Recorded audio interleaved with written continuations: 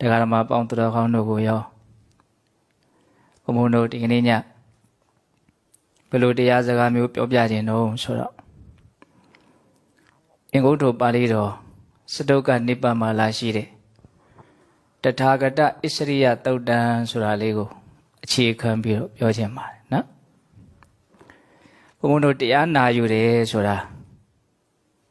အဓိကရည်ရွယ်ချက်ကကိုပို့ပြီးတော့ချမ်းသာသာနေတတ်ဖို့အမုံမြတ်ဆုံးသောနိလန်းတွေကိုသင်ယူရတာပါပဲမြတ်စွာဘုရားဟောခဲ့တဲ့တရားဒေသနာတွေဆိုတာဆင်းရဲဒုက္ခနေတဲ့နေအောင်လှုပ်တဲ့ကိုင်းတဲ့ပြောတဲ့ဆိုတဲ့ဖို့နေတဲ့ထိုင်တဲ့ဖို့ချမ်းသာဒုက္ခတွေများတဲ့များအောင်ဘဝမှာနေတဲ့ထိုင်တဲ့ဖို့သင်ပေးထားတာကြီးပါပဲဟုတ်လားဘာကြောင့်ဆင်းရဲဒုက္ခတွေဖြစ်ရသလဲ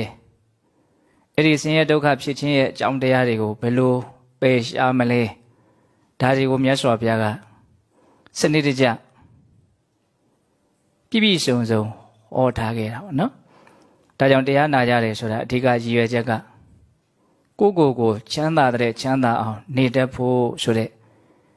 မူရင်းရည်ရွယ်ချက်ကလေးကိုလည်းပဲမမေ့စေချင်ဘူးပေါ့နော်အဲ့တော့ဘုံဘုံတို့မြတ်စွာဘုရားဟောတဲ့တရားဒေသနာတိုင်းဟာချမ်းသာအစစ်အမှန်ဖြစ်တဲ့ဝိမု ക്തി ဒုက္ခလို့ဆိုတဲ့နိဗ္ဗာန်ချမ်းသာရာရေးသည်ကိုပဲအဓိကဥတည်ထားတာပေါ့နော်အဲ့တော့ဒီကနေ့ညအဲ့ဒါလိုကိုချမ်းသာတဲ့ချမ်းသာအောင်နေတဲ့ထိုင်တတ်ဖို့တရားဒေသနာများစွာတွေကတထာဂတဣစရိယသုတ်တံဆိုပြီးတော့အင်္ဂုတ္တပါဠိတော်စတုကနိပတ်ထဲမှာမှတ်တမ်းတင်ထားတဲ့ဘုရားရှင်ကိုရမကြီးဟောကြားတော်မူခဲ့တဲ့ဒေသနာတစ်ပုဒ်ရှိတယ်အဲ့ဒီဒေသနာလေးကိုအခြေခံပြီးတော့ဒီကနေ့45မိနစ်လောက်ချိန်ယူပြီးတော့နာယူကြည်ညိုကြနော်အဲ့ဒီသုတ်တံမှာမြတ်စွာဘုရားဘယ်လိုစပြီးတော့ဟောထားလဲဆိုတော့တထာဂတတဘိက္ခွေအရဟတောသမ္မာသမ္ဗုဒ္ဓတပါတုဘာဝစတ္တာရောဣစရိယအဘုဒ္ဓဓမ္မပါတုဘောတိတဲ့ယဟန်တို့တဲ့တရားလုံးစုံကိုသိတော်မူတဲ့ကိလေသာခတ်သိမ်းငြိမ်းတော်မူတဲ့တထာဂတလို့ဆိုတဲ့မြတ်စွာဘုရားရှင်ကိုရမြတ်ကြီးလောကမှာဖြစ်ပေါ်လာတဲ့အတွက်ကြောင့်အလွန်အံ့ဩစရာကောင်းတဲ့ဣစရိယအဘုဒ္ဓဓမ္မလို့ဆိုတဲ့မဖြစ်စဘူးထူးခဲ့တဲ့အဖြစ်အပျက်ကြီး၄မျိုးတရားကြီး၄မျိုးဟာလည်းပဲထင်ရှားဖြစ်ပေါ်သွားတယ်တဲ့မြတ်စွာဘုရားရဲ့လို့ဖြစ်လာတာနဲ့လောကမှာမဖြစ်စဘူးထူးခဲ့တဲ့အံ့ဩစရာကောင်းတဲ့တရား၄မျိုးတခါတည်းတွဲပြီးတော့ဖြစ်လာတယ်တဲ့တထာဂတဣစရိယသုတ်တံလို့ဒါကြောင့်အဲ့လိုလေးကောင်းစဉ်ပေးတာနော်ဣစရိယဆိုတာအံ့ဩစရာကောင်းတယ်လို့ပြောတာမြတ်စွာဘုရားပွင့်လာလို့ဖြစ်ပေါ်လာတဲ့အံ့ဩစရာကောင်းတဲ့အချက်ကြီး၄ချက်ပဲနော်အဲ့ဒါကိုမြတ်စွာဘုရားဘယ်လိုဟောပြလဲဆိုတော့နံပါတ်1အံ့ဩစရာတရားကဘာလဲအာလယရမဘိက္ခဝေပဇာအာလယရတအာလယသမုဒိတာသာတထာဂတိနအနာလယဓမ္မေဒေတိယမဏိသုတ်တုတတိသောတံဩရဟတိအညာစိတ်တံဥပတ္ထပင်တိတဲ့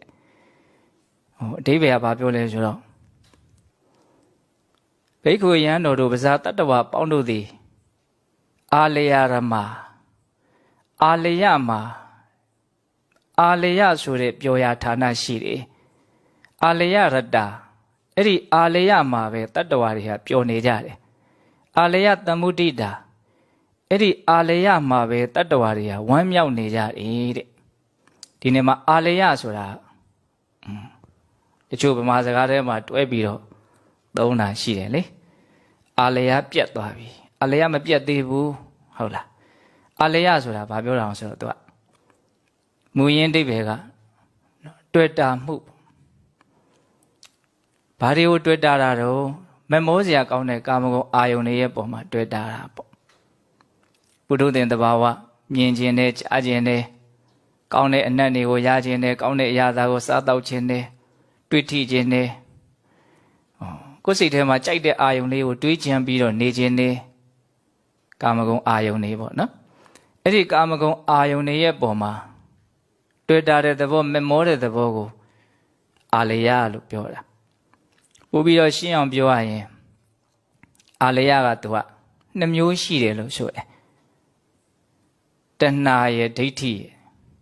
နော်တဏှာကိုလည်းအာလယလို့ခေါ်တယ်ဒိဋ္ဌိကိုလည်းအာလယလို့ခေါ်တယ် နော်ဆွဲမဲ့တဲ့မမောတဲ့လောဘဓာတ်ဒါလည်းပဲအာလယ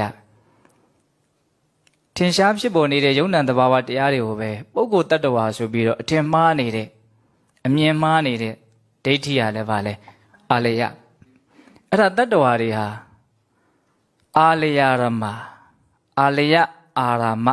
အာရမဆိုတာနေရာဌာနတ attva တွေဘယ်မှာနေလဲလို့မေးရင်အဲ့ဒီတွေ့တာမဲ့မောမှုလေးမှာပဲတ attva တွေနေကြတယ်အဓိကထားရပြောရင်တ attva တွေရဲ့စိတ်ပေါ့နော်ဘုံဘုံတို့ရဲ့စိတ်တွေဟာဘယ်မှာပဲနေတုံးဆိုတော့နော်ကာမဂုဏ်အာယုံပေါ်မှာလိုလားတက်မဲ့တဲ့တွေ့တာတဲ့အမျိုးမျိုးသောပေါ့အာယုံတွေရဲ့ပေါ်မှာလွယ်လားမဲ့မောတဲ့တက်မဲ့တဲ့အာလယမှာပဲနေကြတယ်အာလယပဲနေရာဌာနရှိတယ်ဘုံဘုံတို့မှာအဲ့ဒီနားလေးပဲနေတဲ့စိတ်ကလေးကအဲ့လိုနေရတာကိုပြင်းလားဆိုတော့ပြင်းမှုတဲ့အာလယရတ္တာနော်အာလယမှာပျော်တယ်တဲ့ကြည်ကျင်တာလေးများကြည်နေရရင်ချိန်ကုန်လို့ကုန်မှမသိဘူးနားထောင်ကျင်တာလေးများထောင်နေရရင်ချိန်ကုန်လို့ကုန်မှမသိဘူးနော်ကိုစားကျင်တာလေးများစားနေရရင်အကုန်လုံးမေ့နေတာပဲပျော်နေတာပေါ့နော်အာလယဒီဟူသောနေရာဌာနရှိတယ်အဲ့ဒီအာလယမှာနေရတာကိုလည်းပျော်တယ်ပြီးတော့အာလယသမ္မုဒိတာတဲ့တလုံးချင်းလေးဘုံဘနားလည်အောင်ပြောပြဟုတ်လားအာလယသမ္မုဒိတာဆိုတာအဲ့ဒီအာလယမှာဝမ်းမြောက်တယ်တဲ့နော်ကာမဂုဏ်အာယုန်နဲ့ပြည့်စုံတဲ့စိတ်ထဲရတွေ့တာမှုလေးနဲ့နေရတာလေးကိုဘာဖြစ်တော့ဝမ်းမြောက်တယ်တဲ့သုံးချက်ပြောတယ်နော်အာလယရမဘိက္ခွေပဇာအာလယရတ္တအာလယသမ္မုဒိတာနော်အာလယလျင်နေရာဌာနရှိတယ်အဲ့ဒီအာလယမှာပျော်တယ်အဲ့ဒီအာလယမှာဝမ်းမြောက်တယ်ဟုတ်လားဒါတတ္တဝါတွေရဲ့သဘောနတ်တွေရောတိဋ္ဌာန်တွေဆိုရင်တော့လည်းမပြောတော့နဲ့ပေါ့နော်အကုန်လုံးပဲပဇာဆိုတာတတ္တဝါတွေဟုတ်လားတတ္တဝါတွေဟာနော်အာလယမှာပဲနေရာဌာနရှိတယ်အာလယမှာပျော်တယ်အာလယနဲ့ဝမ်းသာတယ်အဲ့ဒါမြတ်စွာဘုရားပွင့်လာပြီဆိုတော့သာတထာဂတိနာအနာလေဓမ္မေတေတိယမန္တိနော်မြတ်စွာဘုရားပွင့်လာတော့မြတ်စွာဘုရားဘလို့တရားကိုခေါ်တော့ဆိုတော့အနာလေယဓမ္မကိုခေါ်တယ်အနာလေယဓမ္မဆိုတာအာလယနဲ့ဆန့်ကျင်ဘက်ပေါ့နော်တွေ့တာမှုမမောမှုချုပ်ငြိမ်းကြောင်းတရားပေါ့ဟောနော်အနာလေယဓမ္မအနာလေဓမ္မေဒေတိယမန္တိအဲ့လိုတွေ့တာမမောမှုတွေကဒုက္ခရဲ့အကြောင်းတရားဖြစ်တယ်ဒါကြောင့်ဒီတွေ့တာမမောမှုတွေကိုဖယ်ရှားနိုင်မှဒုက္ခငြိမ်းမယ်ဒါကြောင့်တွေ့တာမမောမှုကိုဘလို့နည်းစနစ်တွေနဲ့ဖယ်ရှားရမယ်အစရှိသဖြင့်မြတ်စွာဘုရားကတွေ့တာမမောမှုတို့ရဲ့အပြစ်ကိုပြပြီးတော့သူ့ကိုဘလို့ပယ်ရမလဲဆိုတဲ့မှန်ကန်တဲ့နည်းလမ်းကိုညွှန်ပြပြီးတော့မြတ်စွာဘုရားတရားဟောတယ်မြတ်စွာဘုရားရဲ့တရားတော်တွေဟာဒါအနာလယဓမ္မပေါ့နော်တတ္တဝါတွေကတော့အာလယမှာပြောတယ်မြတ်စွာဘုရားအနာလယဓမ္မကိုဟောတယ်အဲ့လိုဟောတဲ့အခါကျတော့တသန်းတရားလုံးဒီအာလယမှာပျော်ခဲ့ကြတယ်အာလယမှာနေခဲ့ကြတယ်ဒီတတ္တဝါတွေဟာအံ့ဩစရာကောင်းနေတဲ့မြတ်စွာဘုရားရဲ့အဲ့ဒီအနာလယဓမ္မကိုကြားလိုက်တာနဲ့စိတ်ဝင်စားတယ်တုတ်တုတတိတဲ့နော်နားထောင်ခြင်းတယ်သောတံဩရဟတိတဲ့နားဆွင့်ထားတယ်ဆိုလိုတာကတွေ့တာမမုန်းမှုကင်းဖို့အတွက်သူတို့စိတ်ကလေးဥလှဲ့လာတယ်နော်တသန်းတရားလုံးတကယ်တမ်းပုထုဇဉ်တွေရဲ့စိတ်တတ္တဝါတွေရဲ့စိတ်ဟာဘယ်မှာပဲနေမုန်းခဲ့တယ်ဘယ်မှာပဲနေခဲ့တယ်ဘယ်မှာပဲပျော်ခဲ့တယ်ဆိုရင်အာလယမှာပဲပျော်ခဲ့တာအဲ့ဒါဘုရားပွင့်လာတော့မှဘုရားကအနာလယဓမ္မကိုဟောလိုက်တဲ့အခါမှာတသန်းတရားလုံးပျော်ခဲ့တဲ့အနေအထားကနေထွက်ဖို့လို့သူတို့ဘာလုပ်တော့ကြိုးစားတယ်အဲ့ဒါဟာမြတ်စွာဘုရားရဲ့အံ့ဩစရာဂုဏ်ပဲတဲ့သဘောပေါက်လားမသိပါဘူးတော့ဒါပထမမြတ်စွာဘုရားရဲ့အံ့ဩစရာကောင်းတဲ့အချက်တစ်ချက်ပေါ့ဣရိယဓမ္မဆိုတာဟုတ်လားတသန်းတရားလုံးကာမမှာပျော်ခဲ့ကြတဲ့တသန်းတရားလုံးလောဘနဲ့ပျော်ခဲ့ကြတဲ့နှစ်ချက်နော်အာလယဆိုတာနော်ဝိထုကာမကိုလည်းရည်ညွှန်းလို့ရတယ်ဝိထုကာမဆိုတာလိုချင်မမောစရာကောင်းတဲ့အာယုန်တွေပေါ့ဟုတ်လားအဲ့ဒီအာယုန်တွေရဲ့ပုံမှာမမောတဲ့လောဘကိုလည်းရည်ညွှန်းတယ်ဝိထုကာမကိလေသာကာမပေါ့နော်အာလယရဲ့နေပေကကျဲတယ်ဟုတ်လားစောစောကတဏှာလေယဒိဋ္ဌာလေယလို့လည်းပြောရနော်တဏှာနဲ့ဒိဋ္ဌိလည်းအာလေယပဲအဲ့တော့ပြောရလို့ရှိရင်ဘုံဘုံတို့ရဲ့စိတ်တွေကလိုချင်တဲ့စိတ်တွေမမောတဲ့စိတ်တွေတွေ့တာတဲ့စိတ်တွေနဲ့ယုံနံကိုပုဂ္ဂိုလ်တ attva ထင်တဲ့စိတ်တွေနဲ့အဲ့ဒီအနေထားနဲ့ပဲတသန်းတရားလုံးနေခဲ့တာဘယ်ဘဝပဲရောက်လူဖြစ်ဖြစ်နဲ့ဖြစ်ဖြစ်မြမဖြစ်ဖြစ်ဘာဖြစ်ဖြစ်အပေပုံဆိုရင်တော့မပြောတော့နဲ့ပို့ဆိုးမယ်ပေါ့ဟုတ်လားအဲ့ဒါလိုနေခဲ့ကြတဲ့တ attva တွေဟာမြတ်စွာဘုရားပွင့်လာလို့အနာလေယဓမ္မနော်အာလေယကနေလွတ်ငြိမ်းကြောင်းနော်ဖယ်ခွာကြောင်းတရားကိုလည်းဟောလိုက်ရောမြတ်စွာဘုရားတရားကိုဘာလို့လာနားထောင်ခြင်းနေတဲ့ သုတ်တုတတိသောတံဩရဟတိအင်ညာစိတ်တံဥပထမေတိတဲ့နော်အင်ညာစိတ်တံတိလို့တဲ့စိတ်ကိုဥပထမေတိဖြစ်စေကြတယ်တိချင်စိတ်ပေါက်လာတယ်ဩဒီဟာဒါဒုက္ခငြိမ်းမဲ့တရားပဲဆိုစိတ်ဝင်စားရတယ်ပေါ့နော်စိတ်ဝင်စားတယ်ဆိုတာဘာပြောအောင်အထက်ကတိချင်တာပေါ့နော်ဒါဟုတိချင်တယ်အဲ့ဒါဘသူရဲ့အစွမ်းလို့ထင်လဲမြတ်စွာဘုရားရဲ့အစွမ်းတော့တကယ်လို့သာဘုရားသာမပွင့်ခဲ့ဘူးဆိုရင်ဘုံဘုံတို့ကအဲ့ဒီလိုစိတ်မျိုးရောင်လို့တောင်ဖြစ်မှာမဟုတ်ဘူးဟုတ်လားကိုယ့်ကိုဘာဖြစ်လို့ဖြစ်နေမှလည်းမသိဘူးကိုယ်စိတ်ဟာဘယ်ထဲမှာပျော်နေတယ်လဲဆိုတာလည်းမသိဘူးဒီကထွက်ဖို့ဆိုတာတော့ဝေးရောပေါ့နော်ဒီတရားလေးကိုဘုံဘုံကအလွန်သဘောကျတယ်တတ္တဝါတွေရဲ့သဘောတဘာဝနဲ့မြတ်စွာဘုရားရဲ့အစွမ်းတတ္တိကိုတွဲပြီးတော့ပြထားတယ်လို့ဆိုနိုင်တယ်ဟုတ်လားဒါပေမဲ့စဉ်းစားရတာလေးကိုလေးလေးနက်နက်လေးတွေကိုသဘောကျတာမှသဘောကျတဲ့ဓာတ်ခံလေးပါမှဒီတရားထဲမှာစိတ်ကရေရှည်သက်ဝင်နိုင်မှာနော်ဟုတ်လားဒါမြတ်စွာဘုရားရဲ့ပထမအံဩဇေယဟုတ်လားနောက်ဒုတိယအံဩဇေယဣသရိယအဘုဒ္ဓဓမ္မပါလဲမာနာရမဘိက္ခွေပဇာမာနရတမာနသမုဒိတာတတ္တဝါတွေဘယ်လိုသဘောရှိတော့ပုံစံတူလေးဟောတာနော်စောစောကတော့အာလေယမှာအာလေယပဲနေရာရှိတယ်အာလေယမှာပဲပျော်တယ်အာလေယနဲ့ဝမ်းမြောက်တယ်ပြောခဲ့ပြီနော်အခုတတ္တဝါတွေကနော်ဘယ်လိုနေရာမှာနေလဲဘာနဲ့ပျော်လဲဘာနဲ့ဝမ်းသာလဲဘာနဲ့ဝမ်းမြောက်လဲမာနာရမတဲ့ဟောနော်မာနပဲနေရာဌာနရှိတယ်တတ္တဝါတွေရဲ့စိတ်ကလေးကအဲ့ဒီမာနနဲ့နေရတာကိုပျော်တယ်မာနရတ္တမာနသမုဒိတာမာနမှာဝမ်းမြောက်တယ်အဲ့တော့မာနဆိုတာဘာလဲမာနဆိုတာအလွယ်ပြောရရင်နော်အထင်တလုံးပေါ့ပို့ပြီးတော့အသေးစိတ်လေးကြည်ကြဲပြည့်ပြည့်ပြောရရင်နှိုင်းရှင်ပြီးတော့ဖြစ်လာတဲ့အထင် तू ကဘာငါဘာကိုဘာလို့ထင်နေုံနဲ့မကဘူးသူများကိုလည်းဘာလို့ထင်သေးတယ်အထင်တွေကတော့အမျိုးမျိုးပဲအဲ့ဒီအထင်တွေအကုန်လုံးကဘာလဲမာနပဲနော်မညတိမှတ်ထင်တတ်တယ်နော်ယုံ nant တဘာဝတရားကိုယုံ nant လို့အမှန်တိုင်းမမြင်ဘူးနော်ထင်ရင်လို့ထင်တာပေါ့နှိမ့်တယ်ထင်တယ်မြင့်တယ်ထင်တယ်အလေအလက်လို့ထင်တယ်သိပ်မဆိုးပါဘူးလို့ထင်တယ်ဆိုးတယ်လို့ထင်တယ်ကောင်းတယ်လို့ထင်တယ်ထင်နေကြတာပဲလေလူတယောက်တွေ့ပြီဆိုလို့ရှင်စိတ်ထဲမှာဘာအရင်ဖြစ်တယ်ထင်တော့အဲ့ဒီအထင်ကအရင်ဖြစ်တယ်ဒီလူကဘယ်လိုလူမျိုးလဲထင်ပြီးပြီမှားတာမာနနောက်မှဟုတ်လားမာနရဲ့သဘောနော်ကိုလည်းပဲအမျိုးမျိုးထင်နေတာမရှိဘူးလားရှင်နော်ကိုထင်တဲ့နေရာမှာဘုံဘုံတို့ကကိုတူဦးဒီတယောက်တည်းကွက်ပြီးတော့ထင်တာမျိုးမဟုတ်ဘူးသူများနဲ့ရှင်းပြီးတော့ထင်တာတို့မဆိုးသေးပါဘူးဟောကိုတည်းဆိုးတဲ့လူနဲ့တွက်ပြီးတော့ပေါ့ဟုတ်လားနော်စဉ်းစားကြည့်နော်ဟာဆိုးတာလို့ထင်ဟာကိုတဲ့ကောင်းတဲ့လူနဲ့တွက်လိုက်တဲ့အခါကျတော့လေစိတ်ကဘလို့တွေထင်မိပြန်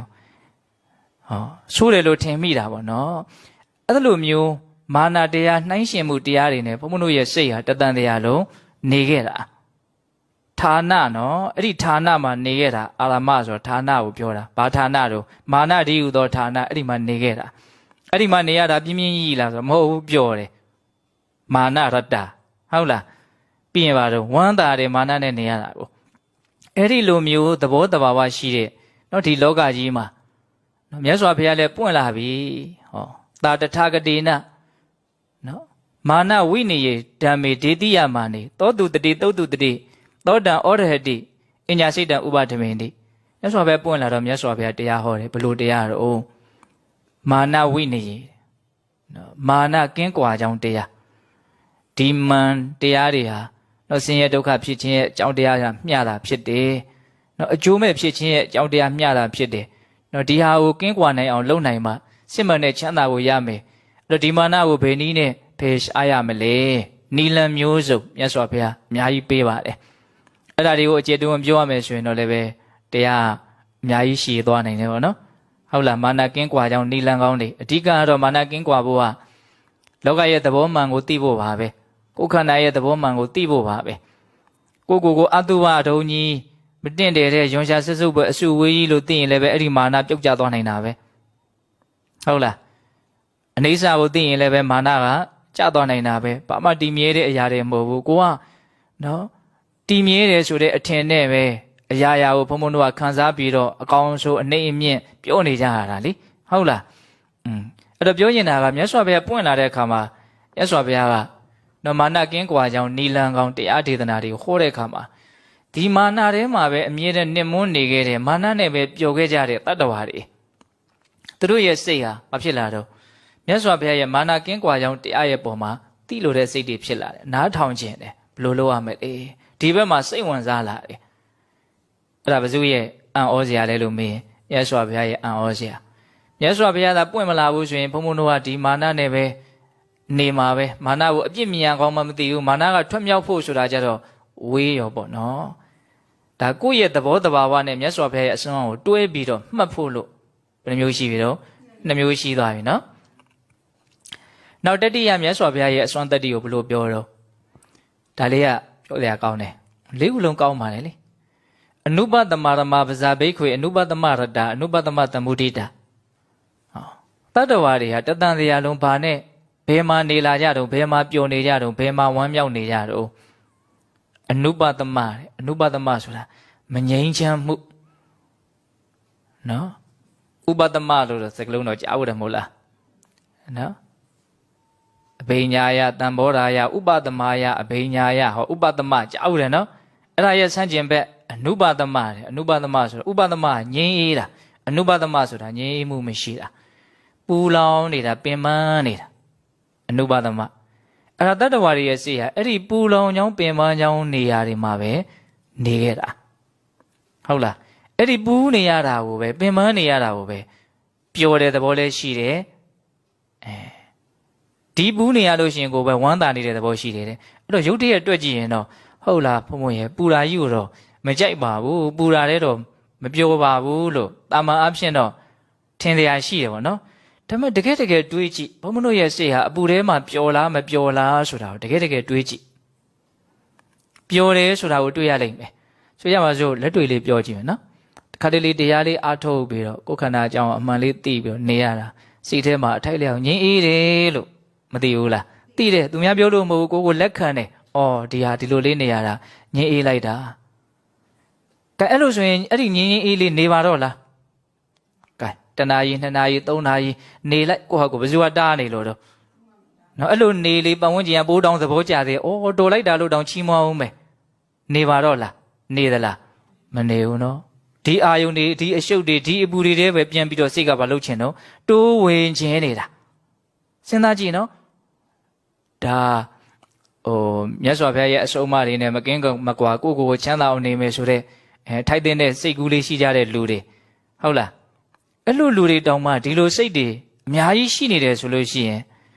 တာမန်မြတ်စွာဘုရားရဲ့တရားနဲ့ဝေးကွာကြတဲ့တာမန်လူစုဆိုလို့ရှိရင်သူတို့ရဲ့စိတ်ဟာပူလောင်မှုမှာပျော်တယ်ဆိုတာကိုဘယ်လိုမှညင်းလို့မရဟုတ်လားတကယ်တမ်းပြောရလို့ရှိရင်ကိုကြိုက်တဲ့အာယုန်နေနဲ့နေရတာကိုကစားစိတ်နှလုံးမှာပင်ပန်းတဲ့သဘောပူလောင်တဲ့သဘောကတော့ရှိနေတယ်အဲ့တော့ဒီဒေသနာကိုနားမလည်နိုင်ဘူးဆိုရင်ကိုဖြစ်နေတာကိုကိုတကယ်မသိလို့ပေါ့နော်ကိုကြိုက်တဲ့အာယုန်နဲ့နေရတာကိုပူမှမသိလောင်မှမသိလို့ချမ်းသာတယ်လို့ထင်နေလို့ပေါ့အဲ့ဒီအခြေခံလွဲမှားမှုရှိနေတဲ့အတွက်ကြောင့်သာလဲလက်မခံဖြစ်ကောင်းဖြစ်နိုင်တယ်ပေါ့တကယ်တမ်းကတော့စိတ်ဟာပူလောင်မှုပင်ပန်းမှုနဲ့နော်နေခြင်းနေတယ်ဆိုတာကတော့ဘယ်လို့မှညင်းလို့မရဟုတ်လားဒေသနာတစ်ခုရှိတယ်လေမာဂန္ဒီယသုတ်တန်ထဲမှာမြတ်စွာဘုရားနော်ကာမအာယုကိုမမောတဲ့စိတ်တွေနဲ့နော်ကာမနဲ့မကင်းမကွာပဲနေရတာဟာနူနာယောဂာနဲ့တူတယ်လို့ဟောတာကြားဘူးတယ်မို့လားဒီဟောပြောချက်လူတိုင်းကြားဘူးတယ်နော်ကြားဘူးတယ်နော်နူနာယောဂါတဲ့တရားဟုတ်လားယောဂဘိုးကအမြဲတမ်းထိုးနေတဲ့ခါကျတော့ကုတ်လို့ကိုနောက်ဆုံးမရတော့ဘူးရာဘလို့မှမပြေဘူးထဲထဲမဲ့ဖြစ်လာပြီဆိုတော့ဘာလို့ဆိုမီးကြီးခဲမှာกินရဟုတ်လားအဲ့လိုမီးကြီးခဲကိုกินလိုက်တဲ့အခါကျတော့မီးကြီးခဲကိုกินလိုက်တဲ့အခါကျတော့ပိုးတွေကနည်းနည်းငြိမ်သွားပေါ့ဘေးကအရှိကတအားပူနေဆိုတော့နောက်ဆုံးငြိမ်သွားတော့စောစောကသူတို့ထိုးလို့ရာနေတာတွေအခါရခက်နေတာတွေကအပူနဲ့အစားထိုးသွားတော့ဒီလူကဘာဖြစ်တော့တက်တာတယ်လို့ထင်သွားတာဟုတ်လား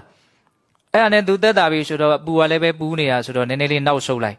ဟောခဏနေတော့ယောဂပူကထိုးပြန်ရောထိုးတော့တခါဘာလို့ပြန်တော့မိခင်လိုက်ရောမိခင်တော့တက်တာသွားတော့သူတက်တာတယ်လို့ထင်နေတာအဲ့လိုလုံရင်းနေမဲ့သူ့ရဲ့ယောဂတက်တာလာလားဆိုတော့တကယ်တမ်းကတက်တာမလားပူပြီးတော့ပဲစိုးလာကုံရင်းနဲ့ဖဲရင်းနဲ့မိခင်ရင်းနဲ့ဆိုတော့အနာကြီးကပိုးပြီးတော့ပွာလာပြီးတော့စိုးလာတယ်အဲ့ဒါနောက်ကြတော့သူ့ရဲ့ဆွေတွေမျိုးတွေမိသားစုဝင်တွေကကိုင်းဆရာအောင်သမားကောင်ပြင်ပြီးတော့သူ့ကိုကောင်းကောင်းရှေ့ကူပေးလိုက်မယ်ကွာရှေ့ကူပေးလိုက်ပျောက်သွားပြီနူနာယောဂပျောက်သွားပြီအဲ့ဒါလိုပျောက်သွားတဲ့အချိန်မှာမင်းနူနာယောဂမပျောက်ခင်တော့မိကြီးခဲမှာအမြဲတမ်းกินနေတာမိကြီးခဲပုံကြီးမှာ အဲ့တော့မင်းกินရအောင်ဆိုဟာမกินရင်မှုပူတယ်ပေါ့လေအဲ့ဒါနဲ့မရဘူးကွာအတင်းအဲ့ဒါမှလူနှစ်ယောက်ကလက်ထွက်စီဆွဲပြီးတော့အဲ့ဒီမီးပုံဒီမီးกินဖို့ခေါ်တာသူဘာလုပ်မလို့ယုံမယ်တဲ့အဲ့ဒီမှာမြတ်စွာဘုရားမေးတဲ့မေးခွန်းလေးဘုံဘွားအရန်သဘောကျတယ်ဒီမီးကအခုမှပူတာလားတဲ့မဟုတ်ဘူးနော်စောစောတုန်းကသူနူနာယောဂမပြောက်ခင်တော့กินတော့ဒီမီးရပါလေအပူပဲအဲ့ဒီတုန်းကတော့ဒီမီးကသူ့ကိုတတ်တာရတယ်လို့သူထင်တာဟုတ်လားနူနာယောဂပျောက်သွားတဲ့အချိန်ကျတော့ဒီမီးကသူ့အတွက်မလိုတော့ဘူးအပူတက်တက်ကြီးဖြစ်သွားတယ်သဘောပေါက်လားအဲ့တော့မီးကိုကြိုက်နေတယ်ဆိုတာကယောဂဘူးရှိနေတဲ့အချိန်မှာကြိုက်နေတာယောဂဘူးမရှိတဲ့အချိန်မှာမီးကိုမကြိုက်တော့ဘူးမီးကတော့ယောဂဘူးရှိသည်ဖြစ်စေမရှိသည်ဖြစ်စေအပူကအပူပဲအဲ့ဒါလေးကိုမြင်အောင်ကြည့်ဟုတ်လားအဲ့တော့ဘုံဘုံတို့ဒီအာယုန်နေနဲ့နေရတာစိတ်ဟာပင်ပန်းနဲ့ပူလောင်နေဆိုတာကိုအာယုန်တွေကိုကြိုက်နေတဲ့လောဘရှိနေတဲ့အချိန်မှာတော့ဘယ်သိတာမှာတော့ပူမမသိတဲ့အပြင်ကောင်းတဲ့တောင်မှမလုပ်နေတော့ထင်နေတာပေါ့စောစောကပြောလဲအာလေရမှာပဲပြောခဲ့တာပဲလေအဲ့ဒီအာလေရကိုကစားတကယ်တမ်းဘာတော့အခုဖြစ်နေပူလောင်ကြောင်းဖြစ်နေတယ်သဘောပေါက်လားမသိဘူးဟုတ်လားအဲ့တော့ဒီကာမအာယုန်နေမပူဘူးလို့ထင်နေတာကတကယ်တမ်းကာမအာယုန်ကိုလိုချင်တဲ့ယောဂပိုးနဲ့တူတဲ့လောဘဓာတ်ကရှိနေလို့မလိုချင်တော့တဲ့တနေ့အဲ့ဒါကြီးကအကြီးကျယ်ဆင်းရဲကြီးဆိုတာကိုသိရလိမ့်မယ်ပေါ့နော်အဲ့တော့လိုချင်လို့သာကောင်းနေတဲ့သဘောပဲသဘောပေါက်လားမသိဘူးမလိုချင်လို့ရှင်ဒါကြီးကဘာဖြစ်သွားမှာတော့မကောင်းတော့ဘူးပေါ့အဲ့တော့ तू ကတော့တကယ်တမ်းကပုံမှန်ပဲမီးကတော့အပူပဲအဲ့တော့ကာမကလည်းဒီအစွမ်းပဲပြတာပဲတကယ်တမ်းကကိုလိုချင်သည်ဖြစ်စေမလိုချင်သည်ဖြစ်စေ तू ကအပူဓာတ်ပဲတကယ်တမ်းကဒါကြောင့်ဇံရအောင်အထောက်ကြတဲ့ပုံကိုယ်တွေနော်ဇံတရားရလာပြီဆိုဒီကာမချမ်းသာဟာပူတယ်လောင်တယ်ဆိုပြီးတော့လူနဲ့တောင်သူတို့ဘာတော့မတွေ့ချင်ဘူးကာမအာယုံကိုမပြောနဲ့ဟုတ်လားအဲ့ဒါမျိုးဆိုပြနှိုင်းရှင်ပြီးတော့ဟောထားတာရှိတယ်ဟုတ်လားကာမချမ်းသာကိုသာလင်ချမ်းသာလို့ပြောရင်မှားတယ်တဲ့ဘုံဆိုသူ့တဲ့ချမ်းသာတဲ့ပထမဇံချမ်းသာဆိုတာရှိလို့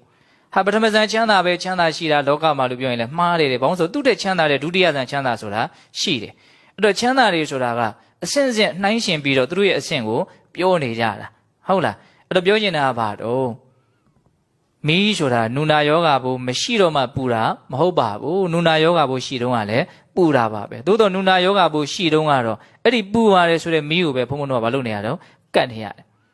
ဟုတ်လားဒါနဲ့ရှင်းပြီးတော့စဉ်းစားမှဒီဒေသနာကိုဘုံဘုံတို့ကကြည်ကြည်လဲလက်ခံနိုင်ဟုတ်လားဒါကြောင့်မြတ်စွာဘုရားဟောတာဘယ်လိုနည်းနဲ့မှမမှားဘူးဆိုတဲ့ယုံကြည်မှုကိုအခြေခံရှိထားမှာနော်ဟုတ်လားအနုပသမရမနော်တတ္တဝါတွေကပူလောင်မှုမငြိမ်းချမ်းမှုမှာပဲနော်နေစရာရှိတယ်အဲ့ဒီမှာပဲသူတို့နေကြတယ်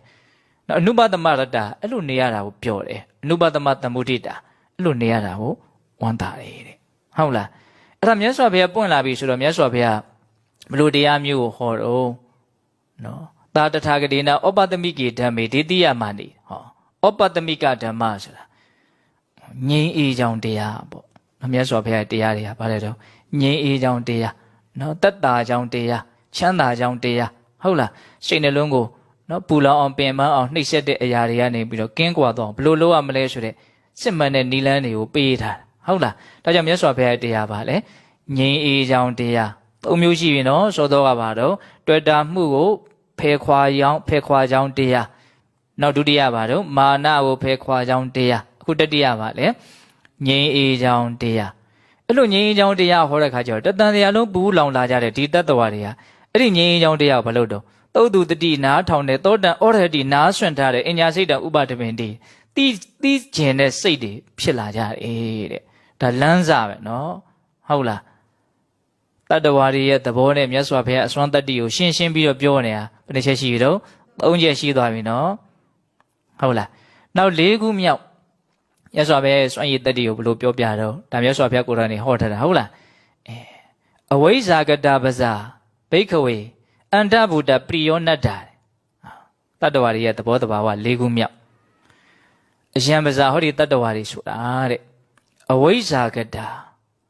နော်အဝိဇ္ဇာမှာပဲသူတို့နေနေတာမတိမှုမှာပဲမတိမှုနဲ့တကွာဖြစ်တယ်တဲ့စာလိုလေးကတော့အဲ့လိုလေးပြောတယ်ဒါလေးပိုကောင်းပါနော်မတိမှုနဲ့တကွာဖြစ်တယ်တဲ့ gain ဘုံဘုံတို့ဘာနဲ့တကွာဘာနဲ့အတူတကွာဖြစ်နေတာဘဝမှာမတိမှုနဲ့ဖြစ်တာနော်ဘဝဆိုတာဖြစ်ချင်းလို့ဒီလူတွေသဘောပေါက်ပြီးသားနော်စောတော့ဖြစ်ချင်းမရှိတော့အခုဖြစ်ချင်းအသစ်တွေနဲ့ဆက်နေတာပေါ့ဘဝမှာဟုတ်တယ်မဟုတ်လားအခုဖြစ်နေလဲဘာနဲ့တွဲဖြစ်နေမှာဆိုအဲ့ဒီမတိမှုကပါနေဟုတ်လား မတိမှုနဲ့တကွာဖြစ်တယ်တဲ့သူ့ကိုဘယ်နာမှဘုန်းတို့ဖေးမထားခဲ့ဘူးမတိမှုနဲ့ဘဝနဲ့တွဲဖြစ်နေတဲ့အတိတ်ပဲပြောတာဟုတ်လားအဝိဇ္ဇာကတမတိမှုနဲ့တကွာဖြစ်တယ်ဘလောက်ထိမြတ်စွာဘုရားအဲ့ဒါကိုရှင်းအောင်ပြောတော့အန္တဗုဒ္ဓတဲ့အဲ့ဒီမတိမှုကြီးကဥတလုံးလိုဖြစ်နေတယ်တဲ့ငှက်ဥတို့ကြက်ဥတို့အဲ့ဒီဥထဲမှာတတ္တဝါရှိရနော်ဟုတ်လားဘယ်ဥကွန်ထဲမှာသူနေတာတော့သူ့ကိုဖုံးလွှမ်းထားတဲ့ဥကွန်လေးထဲမှာသူနေတာအဲ့လိုပဲဘုံဘုံတို့တတ္တဝါတွေဟာမတိမှုအဝိဇ္ဇာဥကွန်ထဲမှာနေတာအန္တဗုဒ္ဓပရိယောနတ္ထပရိယောနတ္ထဆိုတာ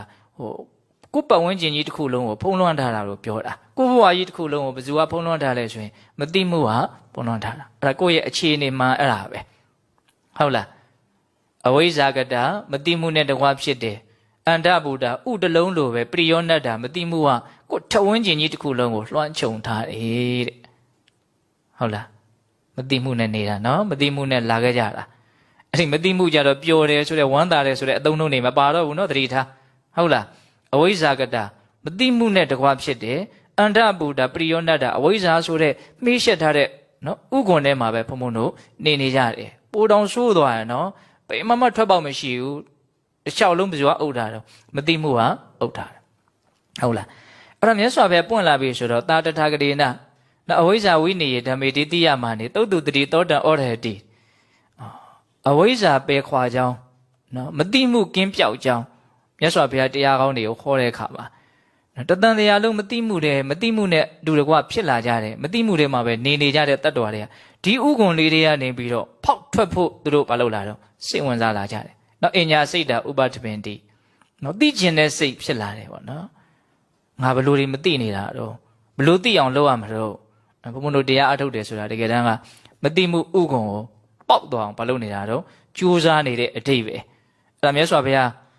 းနော်ဒီကျက်ဥတွေနဲ့ဥမာပေးပြီးတော့ဟောတဲ့သုတ်တန်တစ်ခုရှိတယ်နော်ဘုံဘုံတို့ဟောတာလည်းရှိတယ်ဘာဝနာနော်ပွားများရမယ်တရားဆိုတာဘာဝနာသုတ်တန်ထဲမှာအဲ့ဒီဥမာမြတ်စွာဘုရားပေးထားတာရှိတယ်ဟုတ်လားကိုယ့်ရဲ့နော်အဝိဇ္ဇာဥကွန်ကိုပါပြီးတော့ပေါက်သွားအောင်ကိုယ်တိုင်ပဲဘာလုပ်ရမှာတော့ကြိုးစားရဟုတ်လားအဲ့တော့ဒါ၄ခုမြောက်နော်တတန်တရားလုံးဒီမတိမှုနဲ့ပဲပြောလာကြတဲ့တတ္တဝါတွေဟာဒီမတိမှုကနေရုံးထွက်ဖို့မတိမှုကင်းကွာကြောင်းတရားကိုဟောလိုက်ပြီလဲဆိုရောသူတို့ဘာလုပ်လာကြတော့စိတ်ဝင်စားလာကြတယ်အဲ့ဒါဟာဘုရားရဲ့အစွမ်းလေမြတ်စွာဘုရားရဲ့အစွမ်းတဲ့ဟုတ်လားအဲ့တော့ဒီ၄မျိုးကိုခေါင်းအေးထားပြီးတော့အများကြီးစဉ်းစားကြည့်သင့်တယ်အဲ့တော့ဒါကမြတ်စွာဘုရားရဲ့အစွမ်းလို့နော်တရားခေါင်းစဉ်မှာတော့တထာဂတဣစရိယမြတ်စွာဘုရားရဲ့အံ့ဩဖွယ်လို့တတ်ထားတော့လည်းပဲအဓိပ္ပာယ်ကအများကြီးကျေပြန့်တယ်တတ္တဝါတွေရဲ့ပင်ကိုယ်သဘောဟာဘလို့ရှိသလဲဆိုတာကိုလည်းသိရတယ်ဘလို့ရှိလဲအာလယမှာပျော်တဲ့သဘောမာနမှာပျော်တဲ့သဘောနော်ပူလောင်မှုမှာပျော်တဲ့သဘောအဝိဇ္ဇာနဲ့အတူတကွဖြစ်နေတဲ့သဘောမတိမှုနဲ့ရှင်တွဲဖြစ်နေတယ်ဟုတ်လားအဲ့တော့မြတ်စွာဘုရားရဲ့အစွမ်းတတ္တိယဒီလိုဖြစ်နေတဲ့တတ္တဝါတွေကိုပြောင်းပြန်လှည့်လိုက်တယ်လို့မျိုးဖြစ်သွားအောင်လုပ်ပြစ်နိုင်တဲ့အစွမ်းမြတ်စွာဘုရားမှာရှိတယ်အဲ့တော့ဆက်ပြီးတော့ဘုံဘုံနည်းနည်းလေးစဉ်းစားမိသေးချင်တာလေးကမြတ်စွာဘုရားဟောခဲ့တဲ့တရားတွေဟာဒီ၄မျိုးကနေကင်းကွာကြောင်းတရားပဲဆိုတာလေးကိုဆက်ပြီးတော့တွေးလေခြင်းဟုတ်လားဒီ၄မျိုးထဲမှာပဲနေလို့ဘုံဘုံတို့တွေဟာဆင်းရဲဒုက္ခကမလွတ်တာပေါ့ဟုတ်လားအဲ့တော့ဒီ၄မျိုးကနေပြီးတော့ကင်းကွာဖို့အတွက်မြတ်စွာဘုရားဟောထားတဲ့ဒီ၄မျိုးကနေကင်းကွာစေနိုင်တဲ့အစွမ်းတတ္တိရှိတဲ့တရားဓမ္မတွေနဲ့ဘုံဘုံတို့တွေဟာမလုပ်ကြမှာတော့နော်နိစ္စအမြဲတမ်းတရားကိုနားမယ်တရားကိုလေ့လာမယ်တရားနဲ့နော်ပျော်တတ်တဲ့သဘောနော်တရားကိုပဲစိတ်ဝင်စားပြီးတော့အဲ့လိုမျိုးဘုံဘုံတို့နေတတ်အောင်ကြိုးစားရမယ်ဟုတ်လားတကယ်တမ်းဒီလေးမျိုးကလွတ်မြောက်ဖို့ဆိုတာတော့အကျင့်မြတ်ကိုကျင့်မှာပေါ့နော်သို့တော့အဲ့ဒီအကျင့်မြတ်စီကိုကျင့်တဲ့အနေအထားထိရောက်ဖို့ဆိုတာကဘုံဘုံတို့မှာဘာလို့တော့ဒီတရားနဲ့မကင်းကွာဖို့လို့တယ်ပြောချင်တာတရားကိုနာဖို့တရားကိုဖတ်ရှုဖို့မြတ်စွာဘုရားဟောတာတွေကိုစိတ်ထဲမှာမကြာခဏမလုပ်နေဖို့လို့တော့ရှိနေဖို့လို့တယ်ဟုတ်လားတရားနာရတာနဲ့မနာရတာနဲ့စိတ်ထားချင်းတူသလားအတူတော့ဘုံဘုံတို့ပုရုဇဉ်တွေရဲ့စိတ်တွေကမီးဝေးချိတ်မာတွေပဲနေကြည့်လိုက်တရားစာကိုလည်းတစ်ခါမှမဖတ်ဘဲနဲ့တော့တရားကိုလည်းတစ်ခါမှမနာဘဲနဲ့ဒီမြတ်စွာဘုရားဟောတဲ့အကြောင်းအရာတွေကိုခေါင်းထဲမှာမရောက်ဘဲနဲ့တပတ်လောက်10ရက်လောက်နေကြည့်လိုက်စိတ်တွေဘလို့ဖြစ်လာမလဲဆိုတာဟုတ်လားဒါကြောင့်မလို့ဒီဟာလေးကိုတွေးစေချင်တာနော်တတ္တဝါတွေရဲ့အခြေအနေကဘလို့ရှိလဲမြတ်စွာဘုရားရဲ့အစွမ်းတတ္တိကဘလို့ရှိလဲအဓိကတော့ဒီနှစ်ခုပြောတာဘာလို့ထပ်ပြီးတော့ဖြည့်ဆွက်ပြီးတော့သိသိချင်တာတော့မြတ်စွာဘုရားဟောခဲ့တဲ့တရားကဘလို့အစွမ်းတတ္တိရှိလဲဟ အာလေယကနေထွံ့မြောက်စေတဲ့အစွမ်းရှိတယ်မာနကနေထွံ့မြောက်စေတဲ့အစွမ်းရှိတယ်ပူလောင်မှုကနေထွံ့မြောက်စေတဲ့အစွမ်းရှိတယ်မတိမှုဥက္ကုံကိုဖောက်ထွက်နိုင်တဲ့အစွမ်းရှိတယ်ဘယ်နှမျိုးတော့၄မျိုးဟုတ်လားအဲ့ဒီထဲမှာအဓိကအကြဆုံးကဘာလဲလို့ဘုံဘုံကစဉ်းစားကြည့်မတိမှုကိုဖောက်ထွက်နိုင်ဖို့ပဲဟုတ်လားနော်ကာမမှာပျော်နေတယ်ဆိုတာလည်းမတိလို့ပဲဒါနဲ့ကောက်ချက်ဆွဲနေပြီနော်ဟုတ်လားမာနနဲ့ပျော်နေတယ်ဆိုတာလည်းဘာလဲမတိလို့ပဲမာနကြီးစရာလို့ထင်နေလို့မှားနေလို့ပေါ့ဟုတ်လားကာမကိုလည်းပဲပျော်တယ်ဆိုတာကာမနဲ့ချမ်းသာအစစ်အမှန်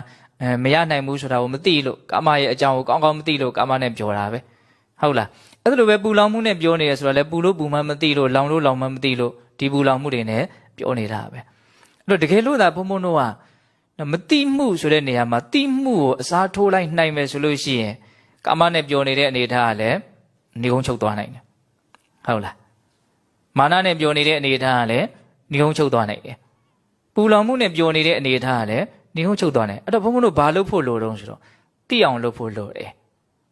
ဒါကြောင့်တရားစရရစတရားနာတယ်ဆိုတာကိုချမ်းသာတယ်ချမ်းသာအောင်လုပ်တတ်ဖို့ဒီလိုလေးပြောတာအဲ့ဒါလည်းပဲအတိကိုပဲရည်ညွှန်းနေတာပဲမဟုတ်လားနော်အဲ့တော့နေကုန်းချုပ်အနေနဲ့ဘုံဘုံကဒီအတိကလေးရအောင်ဘယ်လိုလုပ်မလဲဆိုတာလေးကိုပါသွားအောင်ပြောခြင်းတယ်အဲ့ဒါကဦးဇင်းတို့ဒီတန်ရုပ်မဟာဝကပါဠိတော်ထဲမှာအဘယသုတ်တံဆိုတာရှိတယ်အဲ့ဒါလေးကိုအချင်းချုပ်ပြီးတော့ပြောမယ်ဟုတ်လား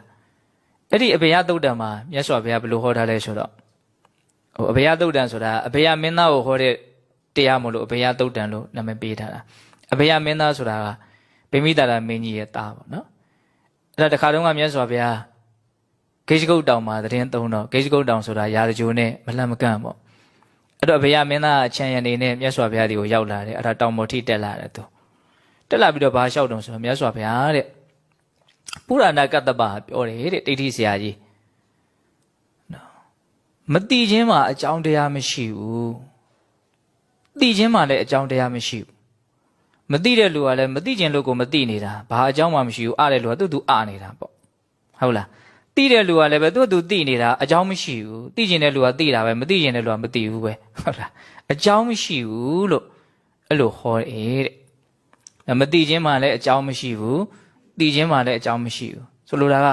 ဉာဏ်ပညာမရှိတာလည်းပဲအကြောင်းမဲ့ပဲဉာဏ်ပညာရှိတာလည်းအကြောင်းမဲ့ပဲဉာဏ်ရှိရင်လည်းလူကသူ့ရှိရင်လို့ရှိတာမရှိရင်လည်းလူကလည်းသူ့မရှိရင်လို့မရှိတာအဲ့လိုကြီးအဲ့လိုမျိုးမြတ်စွာဘုရားကိုရှောက်တော့မြတ်စွာဘုရားကိုအဲ့ဒီကိစ္စမှာဘယ်လိုမြင်ပါတယ်လို့မြတ်စွာဘုရားကိုရှောက်တော့မြတ်စွာဘုရားမင်းသားတဲ့မတိချင်းမှလည်းအကြောင်းရှိတယ်တဲ့အကြောင်းမဲ့မတိကြတာမဟုတ်ဘူးဟုတ်လားတိချင်းမှလည်းပဲအကြောင်းရှိတယ်အကြောင်းမဲ့တိကြတာမဟုတ်ဘူးနော်မတိစရာအကြောင်းရှိလို့မတိကြတာတိစရာအကြောင်းရှိလို့တိကြတာအဲ့တော့ဘုံဘုံတို့ကပညာကိုတန်ဖိုးထားတယ်အဝိဇ္ဇာဥက္ကုံကနေဖောက်ထွက်ခြင်းတယ်နော်တိမှုကိုမြတ်နိုးတယ်ဆိုလို့ရှိရင်ဒီဒေသနာကစိတ်အများကြီးဝင်စားတဲ့နော်မှတ်သားထားတဲ့ဟုတ်လားဘာကြောင့်တို့ဉာဏ်တွေတုံးနေတာတို့မသိတာတို့နော်အဲ့လိုဆိုရင်သိအောင်တို့ဘယ်လိုလုပ်ရမှာတို့ဘာကြောင့်သိနိုင်တယ်တို့ဟုတ်လားအဲ့ဒါမြတ်စွာဘုရားဟောတာလေးကိုဘုံဘုံအနှစ်ချုပ်ပြီးတော့ကျန်တဲ့အချိန်လေးမှာပြောနော်မသိခြင်းရဲ့အကြောင်းတရားကဘာလဲဆိုတော့မသိခြင်းရဲ့အကြောင်းတရားနိဝရဏတရား၅ပါးတဲ့နိဝရဏတရား၅ပါးဆိုရင်ဒီလူတွေကသဘောပေါက်တယ်နော်နိဝရဏဆိုတာအမှန်တရားကိုမမြင်အောင်ရှေ့ကနေပိတ်ပင်တတ်တဲ့ကာကွယ်ကာထားတတ်တဲ့ဖုံးလွှမ်းထားတတ်တဲ့သဘောကိုဘာလို့ခေါ်တော့နိဝရဏအဲ့ဒါမြတ်စွာဘုရားအဲ့ဒီမှာတော့အသေးစိတ်ဟောပါတယ်နောက်တတ္တဝါတူတယောက်ဟာဒီကာမဂုဏ်အာယုံကိုပဲလိုလားတတ်မှတ်တဲ့စိတ်နဲ့နေနေတယ်ကြည်ကျင်တဲ့စိတ်နားထောင်ခြင်းတဲ့စိတ်နော်အဲ့ဒီစိတ်နဲ့ပဲနေမယ်ဆိုရင်အဲ့ဒီအချိန်မှာ तू ဘာမှအဲ့ဒီအတိအမြင်မှန်ဘဝအကြောင်းအမြင်မှန်ဘာမှမရှိဘူးဟုတ်လားပို့ပြီးတော့ရှင်းအောင်ပြောရင်လောဘလွှမ်းနေတဲ့အချိန်မှာအတိညာပိတ်နေတယ်နော်ဘာလို့ပိတ်နေတော့ဆိုတော့လောဘရှိရနေခံတာနော်အတိညာဖောက်ထွက်လို့မရဘူးနော်ပိတ်ပင်တတ်တဲ့တရားဆိုအဲ့ဒါကိုပြောတာအဲ့ဒါကာမိသန္တာနိဝရဏဟုတ်လားနောက်ဗျာပါဒနိဝရဏတဲ့တစုံတရားနဲ့ပတ်သက်လို့တစုံတယောက်နဲ့ပတ်သက်လို့စိတ်ထဲမှာမကျေနပ်ဘူးကွာဟာအဲ့ဒါကြောင့်ပိုးသိတာသွားပြီနော်အဲ့ဒီချိန်မှာမှန်မှန်ကန်ကန်သိတဲ့ဉာဏ်လုံးဝပိတ်နေပြီဟုတ်လားဘာမှမသိဘူးဉာဏ်ပိတ်နေနော်ဘယ်သူကပိတ်ထားတာတော့ဒေါသပိတ်ထားပေါ့ဟုတ်လားနောက်ဌိနမိတ်တနိဝရဏတဲ့အိတ်ချင်ကိုင်းမြည်နေတယ်သူလည်းပဲအပိတ်တရားတစ်မျိုးပဲ ဘာကိုပိတ်တော့ညံကိုပိတ်တာအဲ့ဒီအချိန်မှာဘာသိတော့မသိဘူးအိတ်ချင်တာပဲသိတယ်ဟုတ်လားတချို့ဆိုရင်သေဘေးတောင်မသိဘူးအဲ့ဒီအချိန်မှာနော်စဉ်းစားကြည့်ဟုတ်လားအဲ့လိုပြီးရင်ပါတော့ဥဒိစ္စကုက္ကုစစိတ်တွေကပြန့်လွင့်နေတယ်နော်ကုက္ကုစဆိုတာပါတော့နောင်တနဲ့ပူလောင်တဲ့သဘောမလုံးလဲရတဲ့ကုသိုလ်နဲ့ပတ်သက်ပြီးတော့ငါအသက်ကြီးကြီးလာပြီဘာမှလည်းမသိသေးဘူးလှုပ်ဆိုတော့လည်းမလှုပ်ဘူးမရတော့လည်းပဲစိတ်ကမကျေနပ်ဘူးဟုတ်လားနော်တရားအထုတ်ဆိုတော့မြင်မထုတ်ဘူးပြီးတော့တရားကတော့လည်းရကျင်တယ်နော်ကုက္ကုစနဲ့နီးသွားတာမဟုတ်လားဒါလုံမိခဲ့တဲ့အကုသိုလ်တွေနဲ့ပတ်သက်ပြီးတော့အမှားတွေနဲ့ပတ်သက်ပြီးတော့ငါလုံမိတာမှားလိုက်တာလို့တွေးပြီးတော့ပူတာမရှိဘူးလားရှိရနော်ကုက္ကုစနောင်တကြောင့်စိတ်တွေပူသွားတာဟုတ်လားအဲ့လိုပြန့်လွင့်တဲ့သဘောဥဒိစ္စနောင်တနဲ့ပူလောင်တဲ့သဘောကုက္ကုစဒီတရားနှစ်ခုဖြစ်လာရင်လည်းပဲအမှန်တရားကိုအဲ့ဒီအချိန်မှာမသိဘူးအသိဉာဏ်ပိတ်နေတယ်သူလည်းပဲပိတ်တတ်တဲ့တရားတစ်မျိုးတဲ့နောက်၅ခုမြောက်ကဝိရှိကိစ္စယုံမှားတန်တရားအထူးသဖြင့်အမှန်တရားနဲ့ပတ်သက်ပြီးတော့တန်တရားဖြစ်တယ်ယရဏမြတ်သုံးပါးနဲ့ပတ်သက်ပြီးတော့တန်တရားဖြစ်တယ်သူတော်ကောင်းတရားနဲ့ပတ်သက်ပြီးတော့တန်တရားဖြစ်တယ်မဆုံးဖြတ်နိုင်ဘူးဟုတ်မှာလေလားမဟုတ်ဘူးရေးလားရှေ့တိုးရမှာလို့နောက်ဆိုးရမှာလို့သဝေဇဝါပေါ့ဟုတ်လားအဲ့ဒီလိုစိတ်တွေဖြစ်နေရင်လည်းပဲဉာဏ်ပါဖြစ်နေတော့ပိတ်နေတယ်အဲ့တော့လူတစ်ယောက်ရတယ်ဆိုတာအကြောင်းမဲ့တာမဟုတ်အဲ့ဒီ၅မျိုးတစ်မျိုးမျိုးရှိနေလို့ဟုတ်လားတယ်ဆိုတာဒီနေရာမှာဘုံဘုံဆိုလို့တဲ့အတိပ္ပယ်ကမသိတာကိုယဉ်ညွှန်းတာနော်ဟုတ်လားမသိတာကိုယဉ်ညွှန်းတာအဲ့ဒီမသိမှုကိုအဲ့လိုလေးမြတ်စွာဘုရားဟောတော့မြတ်စွာဘုရားတဲ့ဒီဒေသနာကဘလို့နာမည်ရပါတယ်လဲလို့မေးတယ်အဖေကဒါနိဝရဏလို့ခေါ်တယ်လို့မြတ်စွာဘုရားပြောနိဝရဏပါဠိလိုပြောတော့သူတို့ကတော့ပါဠိစကားပြောတဲ့ပုဂ္ဂိုလ်တွေဆိုတော့နားလဲတာပေါ့နော်အပိတ်အပင်အတားစီတရားလို့ခေါ်တယ်လို့ပြောလိုက်တာပေါ့ဗမာလို့ဆိုရင်အဲ့တော့သူချီးမွမ်းတယ်မြတ်စွာဘုရားဟုတ်တယ်ဗျာတဲ့တကယ်အပိတ်တရားတွေပဲတဲ့ဒီ၅မျိုးလုံးမပြောနဲ့တဲ့ဒီ၅မျိုးတွေကတစ်မျိုးမျိုးဖြစ်တယ်ဆိုရင်ကိုညာထွက်လာမှာမဟုတ်တော့ပိတ်နေတော့မယ်တဲ့တစ်မျိုးနဲ့ကိုပဲပိတ်နေမယ်တဲ့၅မျိုးဆိုရင်တော့စိုးဝယ်ရမရှိဘူးပေါ့နော်မသိဘူးဆိုတာအကြောင်းပဲမသိတာမဟုတ်ဒီတရား၅မျိုးဖြစ်နေလို့မသိတာလောဘရဲ့ဒေါသရဲ့ဌိနမိတ္တရဲ့ဥဒိစ္စကုက္ကုစရဲ့ဝိသိကိစ္စရဲ့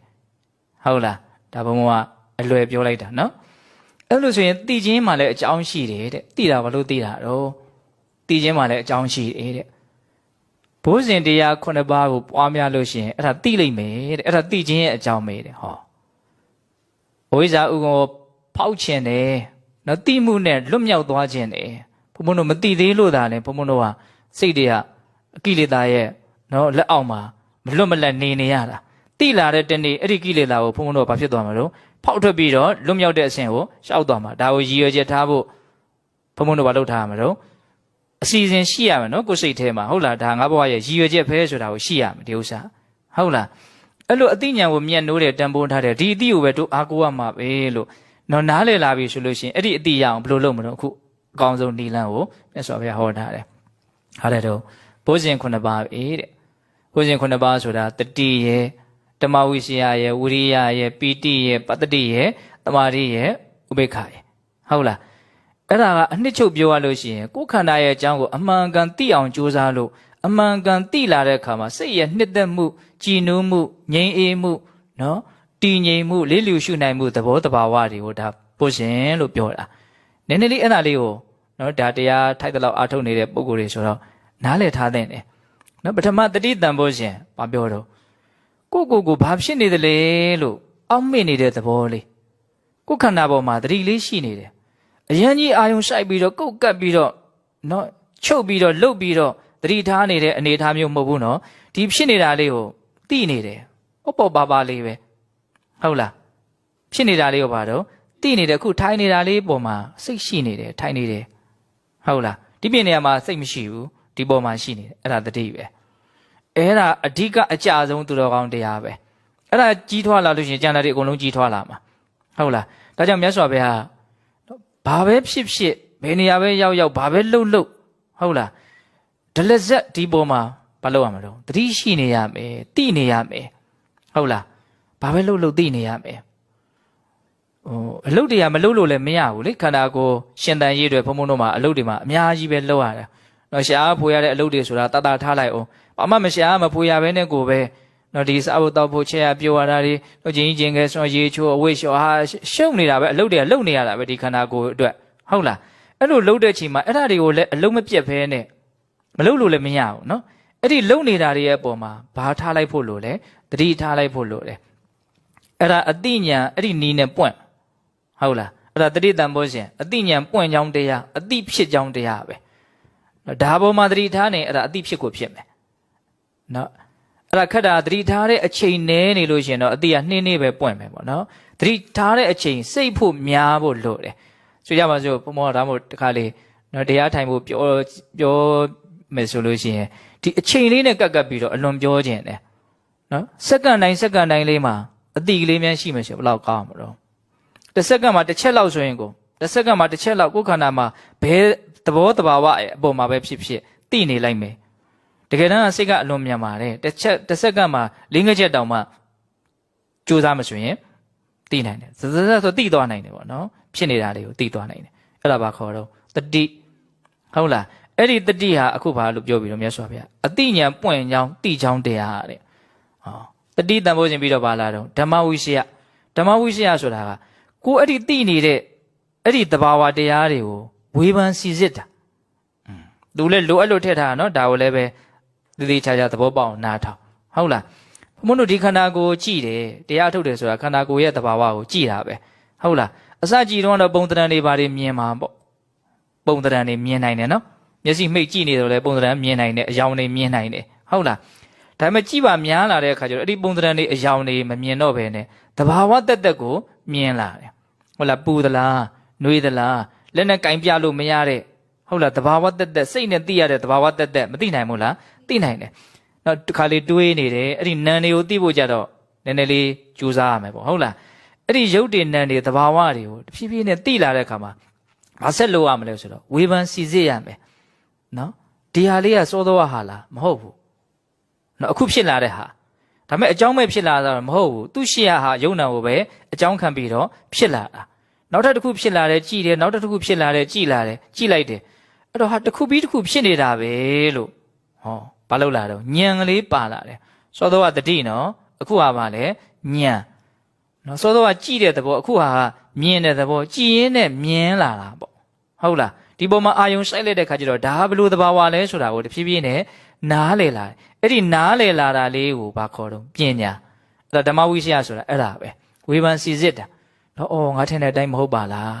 းတီးနေတဲ့သဘောမဟုတ်ပါလားနော်တစ်ခုပြီးတစ်ခုသွားနေတဲ့သဘောပါလားလို့တဖြည်းဖြည်းနဲ့ဘာလုပ်လာတော့နားလည်လာတယ်အဲ့ဒါဘာခေါ်တော့ဓမ္မဝိရှယဟုတ်လားဓမ္မဝိရှယပြီးတော့ဘာလာတော့ဝီရိယဒါတိကြောင်းတရားတွေပြောနေတာနော်တတိဓမ္မဝိရှယပြီးတော့ပါတော့ဝရိယဆိုတာအဲ့ဒီတတိတွေအဲ့ဒီပညာတွေထပ်ဖြစ်နေအောင်နော်ခါပြတ်မသွားအောင်ရက်မသွားအောင်ဒီပညာတွေရှောက်တွေးနေရင်အချိန်ကုန်မနေအောင်အတွင်နှိုးစော်နေတာပေါ့ဝရိယကဟုတ်လားနောက်ကနေတွန်းအားပေးနေတာ तू မပါရင်ရောရမလားမရဘူးနော်လုံမဟဲ့ဆိုအဲ့ဒါကိုပြောတာဟုတ်လားအဲ့ဒီဝရိယလည်းပဲတိကြောင်းတရားအတိပွင့်မယ်နော် तू သူ့ကိုပွားများလို့ရှိရင်လေဟုတ်လားဝရိယထက်တန်နော်အဲ့လိုမျိုးဘုံဘုံတို့တတိတို့ပညာတို့ဝရိယတို့ ਨੇ ဒီခန္ဓာရဲ့အကြောင်းကိုအမှန်ကန်သိအောင်ဆိုတယ်မှန်ကန်တဲ့ရည်ရွယ်ချက်နဲ့အဲ့ဒီမှာတော့မြတ်စွာဘုရားဘယ်လိုဟောတော့ဆိုတော့နော်ဝိဒါကနေတိတံနော်ဆွဲမဲ့မှုကင်းသွားဖို့ဆိုတဲ့ရည်ရွယ်ချက်နဲ့နော်နိဗ္ဗာန်ကိုရခြင်းတဲ့စိတ်နဲ့ဘုဇင်တရားကိုပွားတဲ့နေမှာအဲ့ဒီစိတ်ရှိရမယ်ဆိုလိုတာတရားထိုင်ပြီဆိုလို့ရှိရင်နော်လောဘဒေါသတွေချုပ်သွားဖို့နော်အငြိမ့်တဲ့အေးတဲ့နိဗ္ဗာန်ဓာတ်ကိုမျက်မှောက်ပြုနိုင်ဖို့သိနိုင်ဖို့မြင်နိုင်ဖို့ဆိုတဲ့ရည်ရွယ်ချက်နဲ့လုပ်ရမယ်တခြားဒီပြင်ရည်ရွယ်ချက်တွေမရှိရဘူးအဲ့ဒါကိုမြတ်စွာဘုရားဘုဇင်တရားတွေကိုဟောတိုင်းလို့ထည့်ပြီးတော့ဟောတယ်နော်ဝိဒါကနေတိတံនិရောဓနေတိတံဟုတ်လားနာကိလေသာချုပ်ငြိမ်းရေးကိုမှီပြီးတော့နိဗ္ဗာန်ချမ်းသာကိုမှီပြီးတော့ဆိုတော့အဲ့ဒါကိုနော်ဖြစ်ချင်တဲ့စိတ်နဲ့လုပ်ရမယ်ကြံတဲ့စိတ်နဲ့မလုပ်ရဘူးလို့ပြောတာဟုတ်လားအဲ့လိုမျိုးဘုံဘုံတို့လုပ်တဲ့အခါမှာစိတ်ထဲမှာ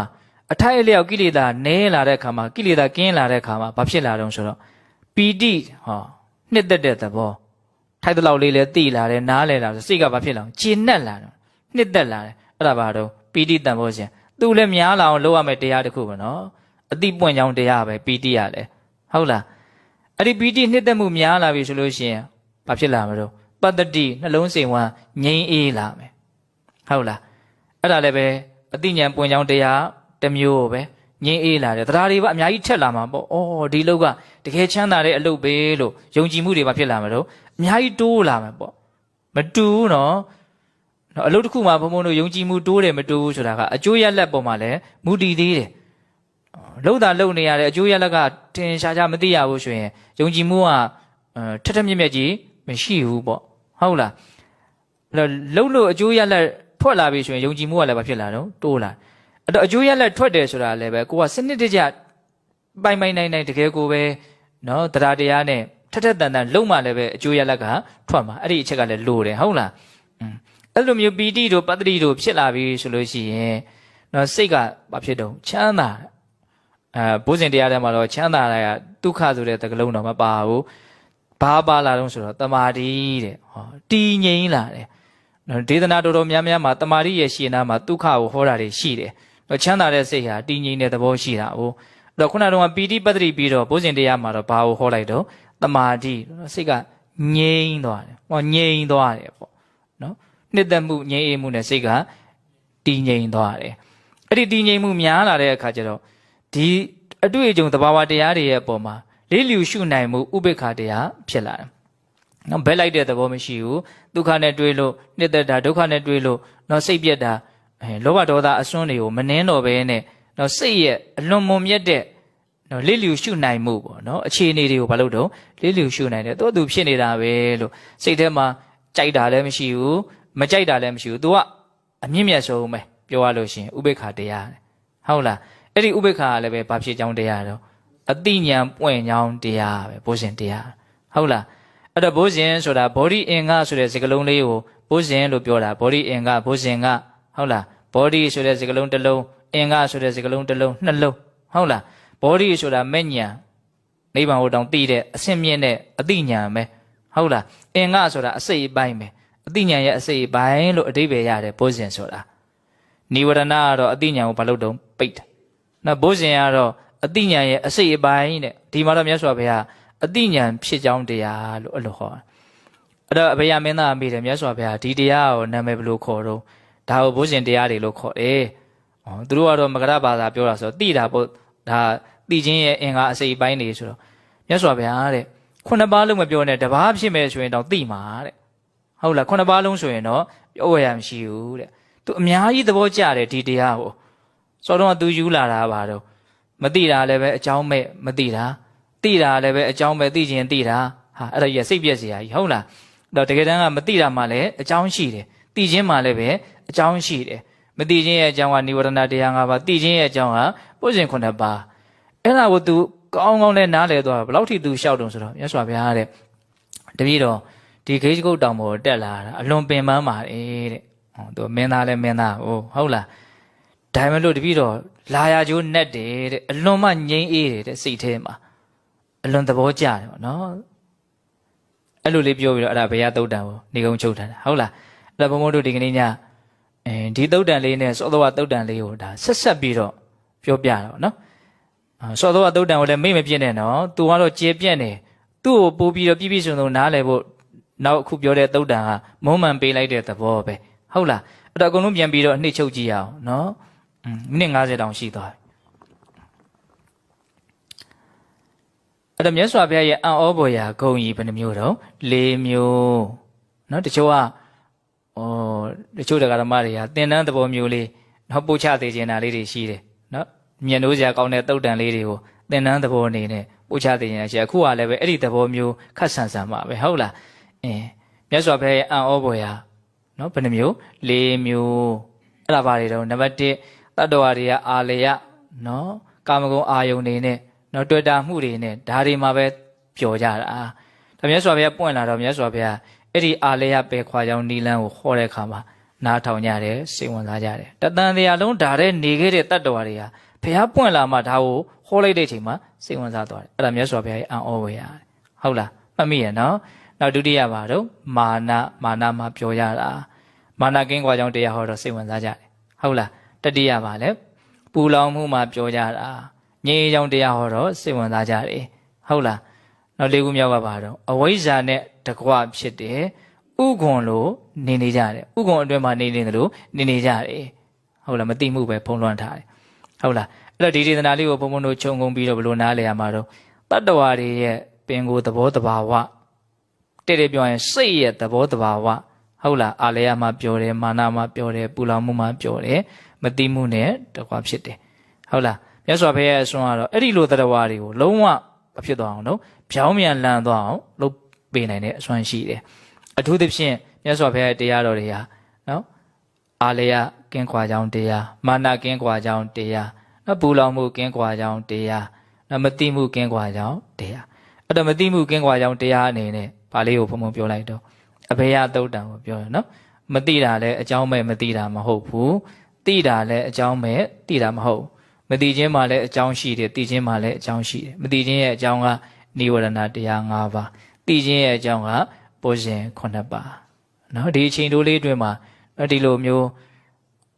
ဘဝအတွက်အလွန်မှသိစရာကောင်းတဲ့နားလည်စရာကောင်းတဲ့တရားဒေသနာတွေကိုဘုံဘုံတို့မှတ်သားခွင့်ရတာဒါဝမ်းသာစရာပေါ့ဟုတ်လားဒါကြောင့်ဒီကနေ့ဓမ္မဒါနကုသိုလ်ရှင်တွေလည်းပဲဝမ်းမြောက်ကြလိမ့်မယ်လို့ဘုံဘုံတို့ယုံကြည်ပါတယ်နော်အေးအဲ့ဒါဦးဇင်းတို့အဆုံးသတ်ကြရအောင်နော်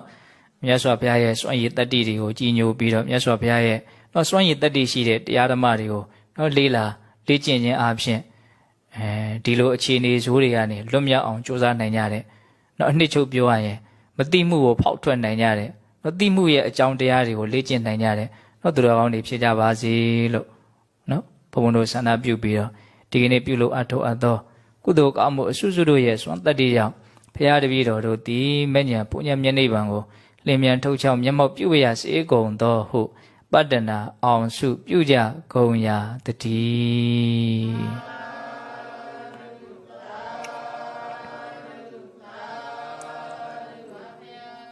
ကဲဆုတောင်းကြအမျှဝေကြရအောင်နော်အားလုံးလိုက်ဆိုကြဓမ္မဒါနအလှူရှင်တွေလည်းလိုက်ဆိုကြအရှင်ဘုရားဘုရားတပည့်တော်တို့သည်ယနေ့ယခုပြုလုပ်အပ်သောဒါနသီလသမာဓိပညာကုသိုလ်ကောင်းမှုအဆုစုတို့သည်မဲ့ညာဖို့ညာမျက်နှိပ်ပံကိုမျက်မှောက်ပြုရန်အာကောင်းသောအထောက်အပံ့ဖြစ်ပါစေတည်းဤကောင်းမှုဤကုသိုလ်တို့ဤအဖို့ဘာကကိုအသက်ထင်ရှားရှိမရှိဖြစ်ကုန်သောဘိုးဘွားမိဘဆွေမျိုးသားချင်းတို့အားအစထား၍32ဘုံရှင်လီကုန်သောတတ္တဝအနန္တတို့အားအညီအမျှပေးဝေငှပါ၏အမျှရကြ၍ကိုယ်စိတ်နှပြကျမ်းမာချမ်းသာကြသည်ဖြစ်ကြပါစေသောအာလုံးကြာကြာသမျှကုသိုလ်အမြတ်အမြတ်